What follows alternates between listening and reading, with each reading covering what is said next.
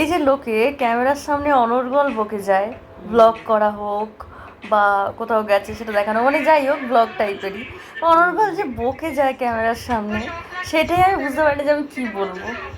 বিশেষ করে বাইরে গেলে, এটা আমি রেকর্ড করছি, হ্যাঁ, বিশেষ করে বাইরে গেলে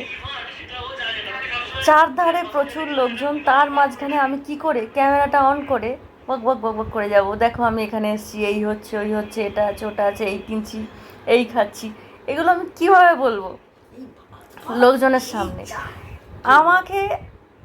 ভ্লগে যতটা লোক দেখবে, সেই সময় যখন রেকর্ড করছি আশেপাশের মানুষজনের সংখ্যা তো তার থেকে বেশি, তারা আমাকে বেশি দেখছে, কিন্তু ওদের সামনে আমি কোনোভাবেই এইভাবে বলে বলে ব্লগ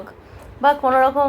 ভিডিও রেকর্ড করতে আমি পারি না, সেই স্কিল আমার নেই, তাই আমার ব্লগ বানানোও হয় না।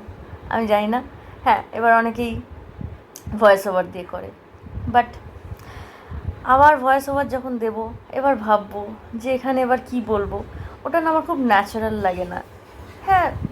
আমি অনেক ভিডিও দেখি যারা মেকআপ আর্টিস্ট আছে, মেকআপ করে না পরে সেটা ভয়েস ওভার দিয়ে দেয়, সেটা আলাদা জিনিস, কিন্তু বাকি যারা স্পেশালি যারা daily vlog, travel vlog, food blogger, মানে